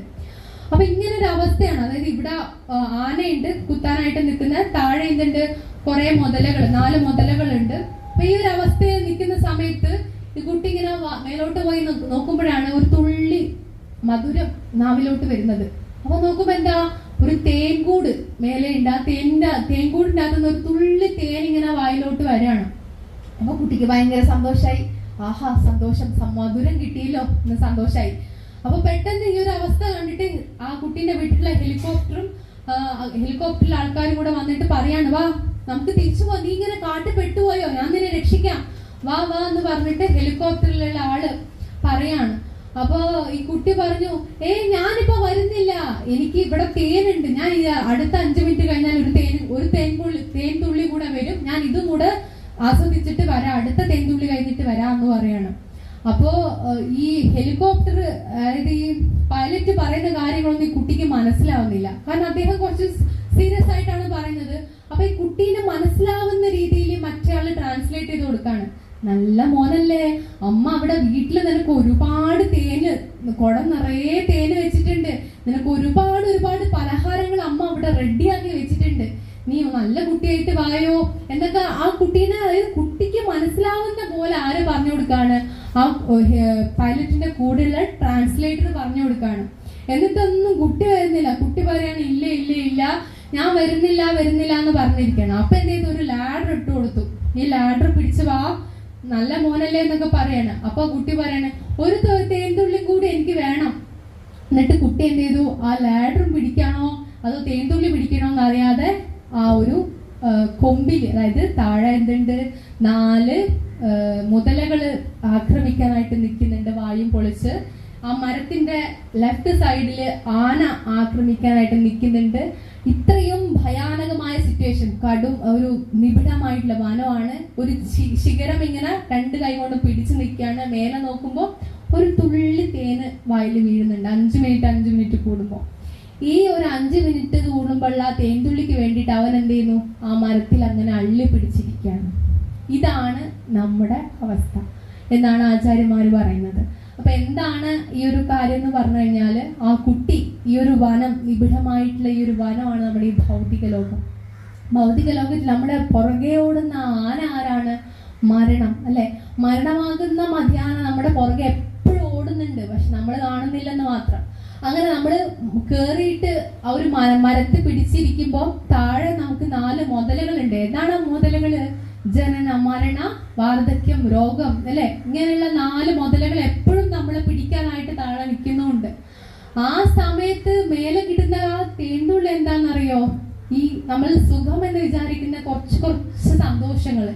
ഭൗതിക ലോകത്തിൽ ഇപ്പം എന്തെങ്കിലും കുറച്ച് കാര്യം കിട്ടുമ്പോൾ നമുക്കത് വലിയ കാര്യമായിട്ട് നമുക്ക് തോന്നില്ലേ? അതാണ് ഈ ആ തേൻതുള്ളിയായിട്ട് ഉപമിച്ചിരിക്കുന്നത്. പിന്നെ ആ ഹെലികോപ്റ്ററിൽ വന്നിട്ടുള്ളത് ആരാണ്? ആചാര്യന്മാരാണ്. ഹെലികോപ്റ്ററിൽ വന്നിട്ടുള്ള ആചാര്യന്മാര് പറഞ്ഞു തരികയാണ് നമുക്ക്, വാ വീട്ടിലേക്ക് തിരിച്ചു പോകാം, ഇവിടെ നിൽക്കണ്ട. പക്ഷെ നമുക്ക് മനസ്സിലാവുന്നില്ല, കാരണം നമ്മള് കൊച്ചുകുട്ടിയാണ്, നമ്മളെ ബുദ്ധി കൊണ്ട് ഇതൊന്നും മനസ്സിലാക്കാൻ കഴിയുന്നില്ല. അപ്പൊ ഒരു ട്രാൻസ്ലേറ്റർ വരികയാണ്. ആര്? കൊച്ചു കുട്ടീനെ പോലെ നമ്മളെ മനസ്സിലാക്കി തരാൻ. ആ ട്രാൻസ്ലേറ്റർ ആരാണ്? നമ്മുടെ ശ്രീല പ്രഭുപാദരാണ്. അദ്ദേഹത്തിന്റെ ഗ്രന്ഥങ്ങളിലൂടെ ഒരു കൊച്ചുകുട്ടിക്ക് എന്ന പോലെ നമ്മളോട് പറഞ്ഞു തരാണ്. ഇനി ആ ലാഡർ എന്താണ്? ശ്രീമദ് ഭാഗവതമാണ്. അപ്പൊ ഭാഗവതമാകുന്ന ലാഡർ നമുക്ക് നമ്മുടെ പ്രഭുപാദർ എന്ത് ചെയ്യുന്നു? ഈ ഭൗതിക ലോകത്തിന്റെ ആ ഒരു കെണിയിൽ നിന്ന് നമ്മളെ രക്ഷപ്പെടുത്താനായിട്ട് നമുക്ക് ഇട്ടു തന്നിട്ടുണ്ട്. പക്ഷെ നമ്മൾ എന്ത് ചെയ്യുന്നില്ല? ആ ഭാഗവതമാകുന്ന ഏണി പിടിച്ച് മേലോട്ട് പ്രഭുപാദിന്റെ അടുത്തോട്ട് നമ്മൾ പോകാൻ നമ്മൾ തയ്യാറാകുന്നില്ല. നമുക്ക് എന്ത് വേണം? 5 മിനിറ്റ് കൂടുമ്പോൾ വരുന്ന ആ തേൻതുള്ളിയിലോടാണ് നമുക്ക് കൂടുതൽ ഇഷ്ടം, അതിനോടാണ് നമുക്ക് കൂടുതൽ ആകർഷണം.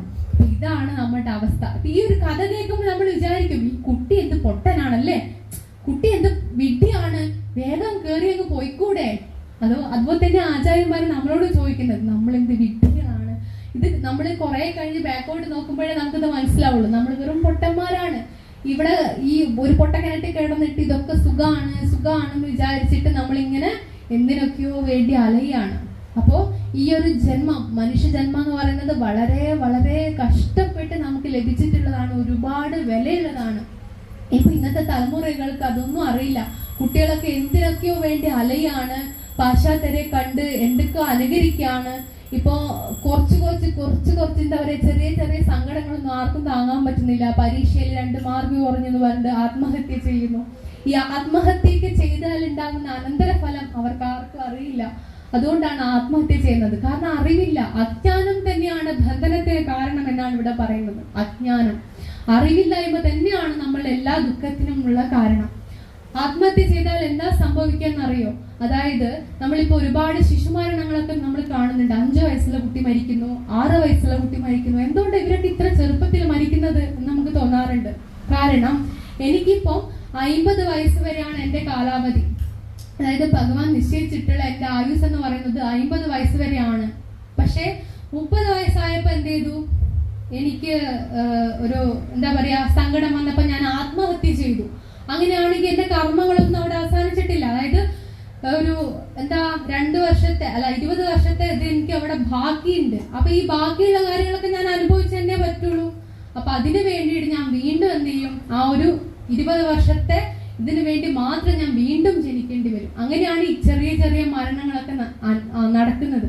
അപ്പൊ ഇതൊക്കെയാണ് പരമാർത്ഥം. നമുക്ക് എല്ലാ അറിവും നമുക്ക് ഭഗവാൻ ശ്രീല പ്രഭുപാദിലൂടെ നമുക്ക് നൽകിയിട്ടുണ്ട്. അപ്പൊ ഇതൊക്കെ മനസ്സിലാവുമ്പോഴാണ് നമുക്ക് ശരി, ഇതൊക്കെയാണ് സത്യം. അപ്പൊ ജീവിതത്തിന്റെ വാല്യൂ ഇത്രയും വലുതാണല്ലേ. മനുഷ്യ ശരീരം, നമ്മളെ ഈ ഒരു ശരീരം, ഈ ഒരു ജന്മം എന്താ പറയാ മറ്റ് മൃഗങ്ങളെ പോലെ വെറുതെ കളയാനുള്ള. മൃഗങ്ങളൊക്കെ എന്താ ചെയ്യുന്നത്? എല്ലാവരും ഭക്ഷണം കഴിക്കുന്നുണ്ട്, കുട്ടികൾ ഉണ്ടാക്കുന്നുണ്ട്, ശത്രുക്കളിൽ നിന്ന് രക്ഷ നേടുന്നുണ്ട്, പിന്നെ അവരിങ്ങനെ തോന്നിയ പോലെ ജീവിക്കുന്നുണ്ട്. അവരൊന്നും അതേ കാര്യം തന്നെ നമ്മളും ചെയ്യുമ്പോൾ നമ്മളും അവരും തമ്മിൽ എന്ത് വ്യത്യാസമുള്ളത് എന്ന് ശ്രീല പ്രഭുപാദർ എപ്പോഴും പറയുന്ന ഒരു കാര്യമാണത്. അപ്പൊ അതാണ് നമ്മൾ മനസ്സിലാക്കേണ്ടത്. അവര് ചെയ്യുന്ന അതേ കാര്യം നമ്മളും ചെയ്താല് പിന്നെ നമുക്ക് എന്തിനീ മനുഷ്യ ശരീരം ഭഗവാൻ തന്നു? അതൊരു ക്വസ്റ്റ്യൻ മാർക്കല്ലേ. അപ്പൊ നമ്മള് സ്വാഭാവികമായിട്ടും പ്രകൃതിയുടെ നിയമം എന്താണ്? നമ്മൾ എങ്ങനെയാണോ ജീവിക്കുന്നത് നമ്മുടെ ആഗ്രഹത്തിനനുസരിച്ചാണ് നമുക്ക് അടുത്ത ജന്മം ഭഗവാൻ തരുന്നത്. അപ്പൊ ഈ ജന്മം നമ്മളെ ഒരു മൃഗത്തിനെ പോലെ ജീവിച്ചാല് സ്വാഭാവികമായിട്ടും അടുത്ത ജന്മം ഭഗവാൻ എന്ത് ചെയ്യും? ഒരു മൃഗം. അതായത് നമുക്കിപ്പോ ഇറച്ചി മീനൊക്കെ കടിച്ചു പറിക്കുക, അല്ലെങ്കിൽ കുറെ എന്തൊക്കെയോ സുഖങ്ങൾക്ക് വേണ്ടി അലയുക, അതിനൊക്കെയാണ് നമുക്ക് താല്പര്യമെങ്കിലും ഭഗവാൻ തഥാസ്തു പറയും. കാരണം ഭഗവാൻ എന്താ വേണ്ടത്? നമ്മുടെ സന്തോഷമാണ് വേണ്ടത്. നിങ്ങൾക്ക് എന്റെ അടുത്ത് വരാൻ താല്പര്യമില്ലെങ്കിൽ നിങ്ങൾ വരണ്ട. നിങ്ങൾ സന്തോഷം ഇതാണെങ്കിൽ നിങ്ങൾ ഓക്കെ, നിങ്ങൾക്ക് എന്താണ് ഇഷ്ടം? ഭഗവാൻ ഒരിക്കലും നമ്മളൊന്നും അടിച്ചേൽപ്പിക്കുന്നില്ല. നിങ്ങൾക്ക് എന്ത് തീരുമാനിക്കണമെന്ന് ചിന്തിക്കാനുള്ള പൂർണ്ണ സ്വാതന്ത്ര്യം നമുക്ക് ഭഗവാൻ തന്നിട്ടുണ്ട്. അതുകൊണ്ട് തന്നെ നമുക്കിപ്പം ഈ ഭൗതിക ലോകത്ത് കിടന്ന് ഇങ്ങനെ കഷ്ടപ്പെടാനാണ് നമുക്ക് താല്പര്യമെങ്കിൽ ഭഗവാൻ തഥാസ്തുന്നേ പറയുള്ളൂ. പിന്നെ നമുക്ക് എന്ത് ചെയ്യാം?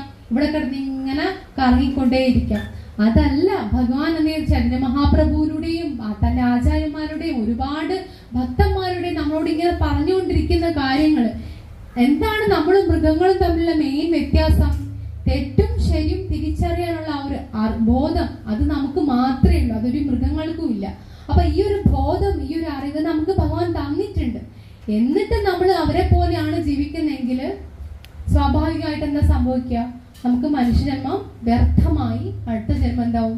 മൃഗങ്ങളുടെ ജന്മം കിട്ടും. ഇത്രയും സിമ്പിൾ ആണ് ഭഗവാന്റെ ലോജിക്. അതിൽ ഒരു ഇതുമില്ല. അതേസമയം നമ്മൾ ഈ ഒരു ജന്മത്തിൽ കുറച്ചെങ്കിലും പരിശ്രമിക്കുകയാണ്, നാമം ജപിക്കാൻ, അല്ലെങ്കിൽ എന്തെങ്കിലും ഒരു ഭഗവാന്റെ സേവ ചെയ്യാൻ, ഭഗവാനെ അറിയാൻ, ഭഗവാനോട് അടുക്കാൻ നമ്മൾ കുറച്ചെങ്കിലും നമ്മൾ ശ്രമിച്ചു കഴിഞ്ഞാൽ ഭഗവാൻ എന്ത് ചെയ്യും?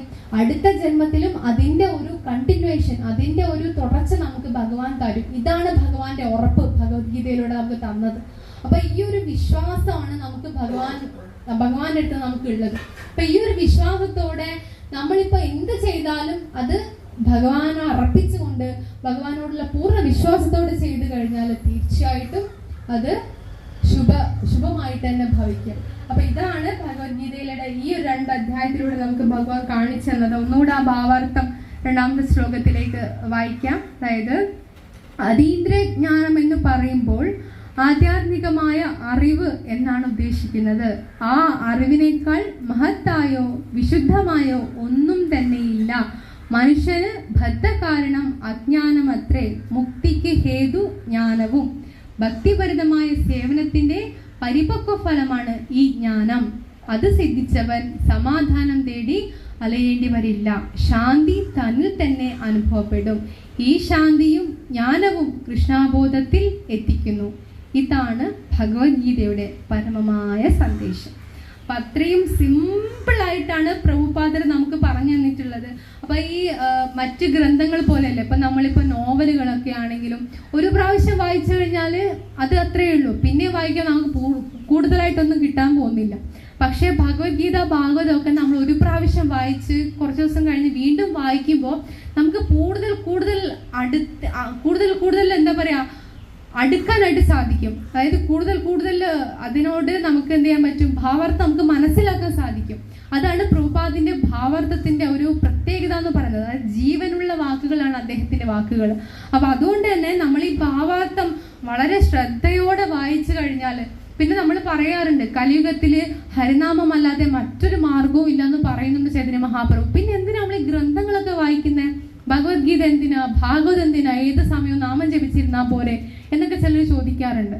ശരിയാണ്, നാമജപം മാത്രം മതി കലിയുഗത്തിൽ നമുക്ക് മുക്തി നേടാൻ. പക്ഷെ നമ്മൾ നാമം ജപിക്കുമ്പോൾ എത്ര പേർക്ക് പറയാൻ പറ്റും, ഞാൻ വളരെ ശാന്തതയോടെ മറ്റൊരു ചിന്തകളും ഇല്ലാതെ ഭഗവാന്റെ പാദങ്ങളിൽ ഫോക്കസ് ചെയ്തിട്ട് ഭഗവാനെ മാത്രം വിചാരിച്ചുകൊണ്ടാണ് ഞാൻ ജപിക്കുന്നതെന്ന് എത്ര പേർക്ക് പറയാൻ പറ്റും? കൈപൊക്കാൻ പറ്റുമോ? ഒരാൾ പോലും ഇല്ല. അപ്പൊ ഇതാണ് നമ്മുടെ അവസ്ഥ. അപ്പൊ ഏതൊരു പ്രകാരം നമുക്ക് ആ ഒരു നാമജപത്തിനെ ശുദ്ധീകരിക്കണമെങ്കിൽ നമ്മൾ എന്ത് ചെയ്യണം? അറിവ് നേടണം. അതന്നെയാണ് ഈ അധ്യായത്തിലും പറഞ്ഞത്. യഥാർത്ഥമായിട്ടുള്ള അറിവില്ലാതെ നമ്മള് ഒരു പ്രാവശ്യം നാമം ജപിച്ചാൽ നമുക്കൊന്നും ലഭിക്കുന്നില്ല. നമ്മൾ എന്തൊക്കെയോ ആഗ്രഹങ്ങളോടെ, എന്തൊക്കെയോ ചിന്തകളോടെയാണ് നമ്മൾ നാമം ജപിക്കുക.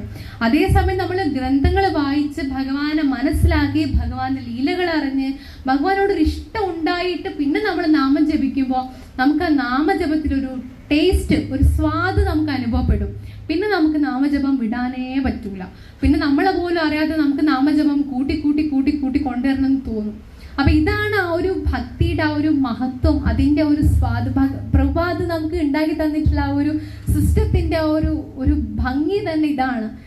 വെറുതെ അല്ല പ്രഭുപാദിന് ഇത്രയും കോടി ദശലക്ഷക്കണക്കിന് ആൾക്കാരെ പ്രഭുപാദിനെ ഫോളോ ചെയ്തതും ഇതുകൊണ്ട് തന്നെയാണ്.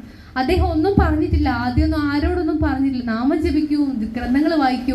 അവർ നാമം മാത്രം ജപിച്ചു, ഒരുപാട് പാപങ്ങൾ ചെയ്ത ആൾക്കാരാണ്. പക്ഷെ എന്ത് ചെയ്തു? അവർ മെല്ലെ അവർക്ക് അതിന്റെ ഒരു ടേസ്റ്റ് കിട്ടി.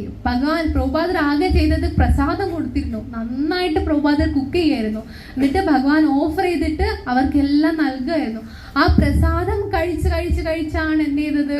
അവർക്ക് ഭഗവാനോട് അടുപ്പം തോന്നിയത്. അപ്പൊ ഭഗവാൻ പറയുന്നുണ്ട്, ഭഗവാന്റെ നാമം, ഭഗവാന്റെ പ്രസാദം, ഇതൊന്നും തമ്മിൽ യാതൊരു വ്യത്യാസവും ഇല്ല. അപ്പൊ നമുക്ക് ആരെങ്കിലും ഇതിലേക്ക് കൊണ്ടുവരണം, എൻ്റെ കുടുംബക്കാരെ അല്ലെങ്കിൽ എൻ്റെ മിത്രങ്ങളെ ഒക്കെ ഇതിലേക്ക് കൊണ്ടുവരണം എന്നുണ്ടെങ്കിൽ ആരോട് നമ്മൾ തർക്കിക്കരുത്. അത് നമ്മളെ സാധനയെ തന്നെ തരം താഴ്ത്തും, നമ്മളെ സാധനയെ അത് ഇല്ലാതാക്കും. അപ്പൊ നമ്മളോട് തർക്കിക്കാനോ അല്ലെങ്കിൽ അവരോട് മത്സരിക്കാനോ ഒന്നും തന്നെ നമ്മൾ ചെയ്യാൻ പാടില്ല. അവർക്ക് പ്രസാദം കൊടുക്കുക, അവരോട് നാമം ജപിക്കാനായിട്ട് പറയുക, അവർ ചെയ്യും. അപ്പൊ നമ്മൾക്ക് ഭഗവാനോട് പ്രാർത്ഥിക്കുക. എന്നിട്ട് അതാണ് നമുക്ക് ചെയ്യാൻ പറ്റുക. അപ്പൊ ആരെങ്കിലും നമുക്ക് ഇതിലേക്ക് കൊണ്ടുവരണം എന്ന് ആഗ്രഹം ഉണ്ടെങ്കിൽ നമ്മൾ ഭഗവാനോട് പ്രാർത്ഥിക്കുക, അവർക്ക് പ്രസാദം കൊടുക്കുക. ഇത് മാത്രമേ പ്രഭുപാദർ ചെയ്തിട്ടുള്ളൂ, അത് മാത്രമേ നമുക്കും ചെയ്യാനുള്ളൂ. അപ്പൊ നമ്മൾ വലിയ ആൾക്കാരാന്ന ഭാവത്തില് മറ്റുള്ളവരോട് എന്താ പറയാ തർക്കിക്കാനോ അങ്ങനെയൊക്കെ ചെയ്തു കഴിഞ്ഞാൽ നമ്മൾ അതെന്ത് ചെയ്യും? അധപതനത്തിലേക്കും അഹങ്കാരത്തിലേക്കും വഴിതിരിക്കും. അപ്പൊ നമ്മൾ ശ്രദ്ധിക്കേണ്ട കാര്യം എന്താണ്? എളിമയോടെ വസിക്കണം. എളിമയാണ് വളരെ ഇമ്പോർട്ടന്റ്.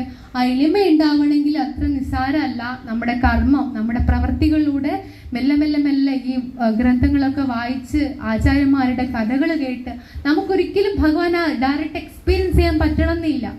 അതിനാണ് ആചാര്യന്മാരുടെ ഗ്രന്ഥങ്ങൾ, ആചാര്യന്മാരുടെ അനുഭവങ്ങൾ. രാധാരമൺജിന്റെ കഥയൊക്കെ നമ്മൾ കേട്ടിട്ടില്ലേ? ഒരു ശാലിഗ്രാമമായിരുന്നു. അപ്പൊ ശാലിഗ്രാമിനെ കണ്ടപ്പോ ശാലിഗ്രാം ഗോപാലഭട്ട ഗോസ്വാമിക്ക് എന്ത് ചെയ്തു? കുറെ രാജാക്കന്മാര് കുറെ ലഡ്ഡുഗോപാല അലങ്കാരം ചെയ്യുന്ന കുറെ സാധനങ്ങൾ കൊടുത്തു, വസ്ത്രം, അതുപോലെ ആഭരണങ്ങള്. അപ്പൊ ഇത് കണ്ടപ്പോ ഗോപാലഭട്ട ഗോസ്വാമിക്ക് സങ്കടമായി. കാരണം അദ്ദേഹത്തിന്റെ ശാലിഗ്രാം ഒരു കല്ല് മാത്രമാണ് അദ്ദേഹത്തിന്റെ കയ്യിലുള്ളത്. അപ്പൊ ഞാൻ എങ്ങനെയാണ് ഈ ശാലിഗ്രാമിനെ ഒരുക്കുന്നത്? എനിക്ക് ഒരുക്കാൻ പറ്റുന്നില്ലല്ലോ എന്നൊരു സങ്കടം ആ ഗോപാലഭട്ട ഗോസ്വാമി എന്ന് പറഞ്ഞ ശുദ്ധ ഭക്തനുണ്ടായി. അങ്ങനെ ശാലിഗ്രാമിനെ എന്ത് ചെയ്തു? ശുദ്ധമാക്കാൻ വേണ്ടിയിട്ട് ആ ഒരു നദിയിൽ മുക്കി എടുത്തപ്പോൾ എന്താ സംഭവിച്ചേ? രാധാരമണ ലാൽ വന്നു. അതാണ് കുഞ്ഞിക്കണ്ണൻ. വൃന്ദാവനത്തിൽ പോയവർക്ക് അറിയാം രാധാരമൺ ലാലിന്റെ ആ ഒരു ഭംഗി. ആ കൊച്ചു പല്ലുകളുണ്ട്, ആ ചിരിയുണ്ട്, ആ കണ്ണുകളുണ്ട്, എല്ലാം ഉണ്ട്. കുഞ്ഞു കാല്, ആ രൂപം ഗോപാലക്കൊട്ട ഗോസ്വാമിക്ക് ഇതിനേക്കാളും വലിയ സൗഭാഗ്യം എന്താണ്? ഇതാണ് ഭഗവാൻ. നമ്മൾ എങ്ങനെയാണോ ഭഗവാനെ വിളിക്കുന്നത് അതിൻ്റെ ആത്മാർത്ഥത മറ്റാർക്കും മനസ്സിലാക്കാൻ പറ്റില്ല, പക്ഷെ ഭഗവാന് മനസ്സിലാക്കാൻ പറ്റും. അതനുസരിച്ച് തന്നെ ഭഗവാൻ നമ്മളോട് റെസിപ്രോക്കേറ്റ് ചെയ്യും. അപ്പൊ ഇതാണ് നമുക്ക് മനസ്സിലാക്കാനുള്ളത്. ഈ ഒരു വിശ്വാസം നമുക്ക് വേണം. നമ്മൾ എങ്ങനെയാണോ ഭഗവാനെ കാണുന്നത് അതുപോലെ തന്നെ ഭഗവാൻ എന്ത് ചെയ്യും? നമ്മളോട് റെസിപ്രോക്കേറ്റ് ചെയ്യും. ഒരു ചെറിയ ഉദാഹരണം പറയാം. ഒരു അമ്പലം കൺസ്ട്രക്ട് ചെയ്യാനുണ്ടായിരുന്നു. അപ്പോൾ അതിൻ്റെ മുതലാളി എന്ത് ചെയ്തു? ഈ തൊഴിലാളികളെ ഇങ്ങനെ ഇന്റർവ്യൂ ചെയ്തുകൊണ്ടിരിക്കുകയാണ്. അപ്പോൾ ഫസ്റ്റ് ഒരാൾ വന്നു. എന്നിട്ട് ഈ മുതലാളി ചോദിച്ചു, നിങ്ങൾ എന്തിനാണ് ഈ ഒരു കെട്ടിട നിർമ്മാണത്തിന് ഈ ജോലിക്ക് വന്നത്? അപ്പം അയാൾ പറഞ്ഞു, എനിക്ക് ഈ പണി ചെയ്തു കഴിഞ്ഞാൽ മാസാവസാനാകുമ്പോൾ എനിക്ക് പൈസ കിട്ടും, അതിന് വേണ്ടിയിട്ടാണ് ഞാൻ വന്നത്. അപ്പം മുതലാളി പറഞ്ഞു, ഓ ശരി, പൊയ്ക്കോളൂ, അടുത്ത ആൾ വിളിക്കൂ. അടുത്ത ആൾ വന്നപ്പോൾ ചോദിച്ചു, എന്തിനാണ് നിങ്ങൾ ഈ കെട്ടിട നിർമ്മാണ പണിക്ക് വന്നത്? അപ്പം അയാൾ പറഞ്ഞു, എനിക്ക് ഈ ഒരു പണി ഭയങ്കര ഇഷ്ടമാണ്, ഇത് ചെയ്യുമ്പോൾ എനിക്ക് ഭയങ്കര ഒരു സാറ്റിസ്ഫാക്ഷൻ കിട്ടും, എനിക്ക് സന്തോഷം കിട്ടുന്നുണ്ട്, അതുകൊണ്ടാണ് ഞാൻ ഈ പണിക്ക് വന്നത്. അപ്പോൾ ഈ മുതലാളി പറഞ്ഞു, നല്ല കാര്യമാണല്ലോ, നിങ്ങൾക്ക് പൈസേനേക്കാളും നിങ്ങൾ സന്തോഷം കിട്ടുന്നുണ്ട് അല്ലേ, ശരി അടുത്ത ആളെ വിളിക്കൂ. അങ്ങനെ മൂന്നാമത്തെ ആളെ വിളിച്ചപ്പോൾ അയാൾ പറഞ്ഞു, ഞാനിത് ഭഗവാന്റെ അമ്പലമായതുകൊണ്ടാണ് വന്നത്. കാരണം ഭഗവാന്റെ ഒരു സേവനമായിട്ടാണ് ഞാനിതിനെ കാണുന്നത്. ഇതൊരു അമ്പലമായിട്ട് കുറേ വർഷങ്ങൾ കഴിഞ്ഞ് ഇതൊരു അമ്പലമായിട്ട് മാറുമ്പോൾ എൻ്റെ ഭഗവാൻ ഇവിടെ പ്രതിഷ്ഠിക്കുമല്ലോ, അപ്പം ഞാനിവിടെ വരും. അപ്പോൾ എൻ്റെ ഭഗവാന്റെ ഈ വലിയൊരു അമ്പലത്തിൽ കുറച്ച് സേവനം ചെയ്യാൻ എനിക്കും ഭാഗ്യം കിട്ടിയല്ലോ. ഇതിനേക്കാളും വലിയ എന്ത് ഭാഗ്യമാണ് എൻ്റെ ലൈഫിൽ വരാനുള്ളത്. ഞാൻ ധന്യമാണ്, ഇത് മാത്രമേ എനിക്ക് വേണ്ടൂ എന്ന് പറഞ്ഞു. അപ്പൊ ഇങ്ങനെ 3 ആൾക്കാരുണ്ട്. ഈ 3 ആൾക്കാർക്കും ഈ മുതലാളി പൈസ കൊടുക്കാതിരിക്കത്തില്ല. അതുപോലെ തന്നെയാണ് ഭഗവാനും. അതായത് ഇതുപോലെയുള്ള 3 തലത്തിൽ പലതരത്തിലുള്ള ഭക്തന്മാരുണ്ടാവും. അവരെങ്ങനെയാണോ അതനുസരിച്ചാണ് ഭഗവാൻ റെസിപ്രോക്കേറ്റ് ചെയ്യുക. അപ്പൊ ഇത്രയുള്ള ഭഗവാന്റെ ലോജിക്ക്. ഭഗവാൻ എല്ലാവരും ഇഷ്ടമാണ്, ഭഗവാൻ എല്ലാവരും ഒരേപോലെയാണ്. പക്ഷേ നമ്മളുടെ ഭാവം, നമ്മൾ എന്തിനാണ് ഭഗവാന്റെ അടുത്തേക്ക് വരുന്നത്, ഭഗവാന്റെ അടുത്ത് നമുക്ക് എന്താണ് വേണ്ടത്, അത് ഭഗവാൻ എപ്പോഴും ശ്രദ്ധിക്കും. ഭഗവാന് വേണ്ടത് സ്നേഹമാണ്. ആ ഒരു പരമദിവ്യോത്തമമായ പുരുഷനായിട്ടുള്ള ഭഗവാൻ ഒരു ഉണ്ണിക്കണ്ണനെ പോലെ, ഒരു സാധാരണ ബാലകനെ പോലെ വൃന്ദാവനത്തിൽ വന്നിട്ട് വെണ്ണ മോഷ്ടിച്ചും യശോദ മാതാവിന്റെ കയ്യിലെ വടി കണ്ട് ഭയന്ന് ഓടിയതും ഒക്കെ എന്തിനു വേണ്ടിയിട്ടാണ്? ആ സ്നേഹം കൊതിച്ചിട്ടാണ്, ആ വാത്സല്യം കൊതിച്ചിട്ടാണ്. കാരണം ഭഗവാൻ ഉപരിയായിട്ട് ഒന്നും തന്നെയില്ല. ഭഗവാന് ആ സ്നേഹം ലഭിക്കാൻ ഭഗവാൻ എന്നുള്ള ഭയമാണ് എല്ലായിടത്തും. ഭഗവാൻ ഭയം ഭയം ഭയം. കാരണം അദ്ദേഹത്തിന്റെ കഴിവ് അപാരമാണ് അല്ലേ. എന്താണ്, യമരാജാവ് പോലും ഭയക്കാണ് ഭഗവാനെ കണ്ടിട്ട്. സുദർശൻ ചക്ര കണ്ടിട്ട് എത്ര അസുരന്മാരാണ് ഭയന്ന് ഓടിയത്. ആ ഭഗവാനാണ് യശോദ മാതാവ് ഇങ്ങനെ ദേഷ്യം പിടിച്ചപ്പോ പേടിച്ചിട്ട് ഇങ്ങനെ വീട് ചുറ്റും ഓടുന്നത്. എന്തിനു വേണ്ടിയിട്ടാ? അത് നമ്മൾ ഒരു ഇതിൽ പറയുന്നുണ്ട്. എന്തിനു വേണ്ടിയിട്ടാ? സ്നേഹം. ഇത്ര വലിയ ഭഗവാൻ എന്താണ്, എല്ലാ സൃഷ്ടിയും കൺട്രോൾ ചെയ്യുന്നത് ആ ഒരു ഭഗവാനാണ്. പക്ഷെ ആ ഭഗവാൻ തൻ്റെ ഭക്തന്മാരുടെ വശതയിലാണ്, തൻ്റെ ഭക്തന്മാരുടെ കൈക്കുള്ളിലാണ്. അങ്ങനെ ആ ഭക്തന്മാരെ ഒരിക്കലും പറയില്ല എനിക്കത് വേണം, ഇത് വേണം, അങ്ങനെ വേണം. അങ്ങനെ പറയുന്ന ഭക്തന്മാർക്ക് ഞാൻ എന്നെ തന്നെ കൊടുക്കും എന്നാണ് ഭഗവാൻ പറയുന്നത്. അപ്പൊ ഇതാണ് ഭഗവാന്റെ കാരുണ്യം, ഇത് തന്നെയാണ് ഭഗവാന്റെ ആ ഒരു കൃപ. അപ്പൊ ഇതാണ് നമ്മൾ മനസ്സിലാക്കേണ്ട ഒരു കാര്യം. അപ്പൊ നമുക്ക് വേണ്ടതും ഈ ഒരു ഭഗവാനെയാണ്. നമ്മൾ സ്നേഹിക്കാൻ ശ്രമിക്കുക, ഭഗവാനോടുള്ള ഒരു അടുപ്പം നമ്മൾ വളർത്തിയെടുക്കാനായിട്ട് ശ്രമിക്കുക. ഇത് മാത്രമേ നമ്മളെ ഭഗവാൻ നമ്മുടെ അടുത്തൊന്ന് പ്രതീക്ഷിക്കുന്നുള്ളൂ. ഭഗവാൻ എൻ്റെ കയ്യിൽ ഒരുപാട് പൈസയൊന്നുമില്ല അവിടുത്തെ സേവ ചെയ്യാനായിട്ട്, എനിക്ക് അങ്ങനെയൊന്നും ചെയ്യാൻ പറ്റുന്നില്ല, ഇതൊക്കെ ഭഗവാൻ അറിയാം. കാരണം നമ്മളിപ്പോൾ കൊടുക്കുന്ന പൂക്കളായിക്കോട്ടെ അല്ലെങ്കിൽ ദ്രവ്യങ്ങളായിക്കോട്ടെ ഒക്കെ ഭഗവാന്റെ അല്ലേ, ഒന്നും നമ്മുടേതല്ലല്ലോ, ഒക്കെ ഭഗവാന്റെയാണ്. പക്ഷെ ഇതൊക്കെ ഭഗവാൻ ഉണ്ടാക്കി എന്തിനാണ്? നമ്മളുടെ ഉള്ളിലെ ആ ഒരു ഭാവത്തെ നമ്മൾ എന്ത് ചെയ്യാൻ വേണ്ടിയിട്ടാണ്? ഉയർത്തി കൊണ്ടുവരാനാണ്. അപ്പൊ ഏതെങ്കിലും ഒരു സമയം ഇങ്ങനെ ചെയ്ത് ഏതെങ്കിലും ഒരു സമയം എന്താവും, അതിനോട് നമുക്കൊരു ഇഷ്ടം തോന്നും. ഭഗവാനോടൊരു ഇഷ്ടം തോന്നിയിട്ട് നമ്മൾ ഇഷ്ടത്തോടെ ഭഗവാനെ വിളിക്കും. പൂന്താനം, നമ്മുടെ കുറൂരമ്മ ഒക്കെ നമ്മൾ അറിയുന്നതല്ലേ. അവരൊക്കെ എന്താണ്, ആ ഒരു വാത്സല്യബോധത്തോടെ ഭഗവാൻ എന്ത് ചെയ്താണ്, ആ ഒരു സ്നേഹം വാത്സല്യമാണ് ഭഗവാൻ നൽകിയത്. അവർക്ക് വേണ്ടി ഭഗവാൻ സ്വയം വരികയാണ്, സ്വയം സമർപ്പിക്കുകയാണ് ഭഗവാൻ ചെയ്തത്. അപ്പൊ ഈ ഒരു കാരുണ്യവാനായിട്ടുള്ള ഭഗവാനാണ് നമ്മൾ എന്നും നെഞ്ചോട് ചേർക്കേണ്ടത്. അപ്പൊ നമ്മൾ ആ ഒരു ഭാവം വളർത്തിയെടുക്കാനായിട്ട് ശ്രമിക്കുക, യഥാർത്ഥ അറിവ് നേടാനായിട്ട് ശ്രമിക്കുക, എളിമയോടെ ഭഗവാന്റെ നാമം എപ്പോഴും സ്മരിക്കുക. 24 മണിക്കൂറും ഭഗവാന്റെ ചിന്തകൾ, ഭഗവാന്റെ സ്മരണ നമ്മുടെ ഉള്ളിലേക്ക് ഉണ്ടാക്കാനായിട്ട് ശ്രമിക്കുക. എന്നിട്ട് നമുക്ക് എല്ലാം ചെയ്യാം, പഠിക്കാം, ബാക്കി കാര്യങ്ങൾ ചെയ്യാം, വീട്ടിലത്തെ കാര്യങ്ങൾ ചെയ്യാം. പക്ഷെ നമ്മുടെ ഹൃദയം എപ്പോഴും ഭഗവാന് മാത്രമായിട്ട് കൊടുക്കുക. ഹരേ കൃഷ്ണ.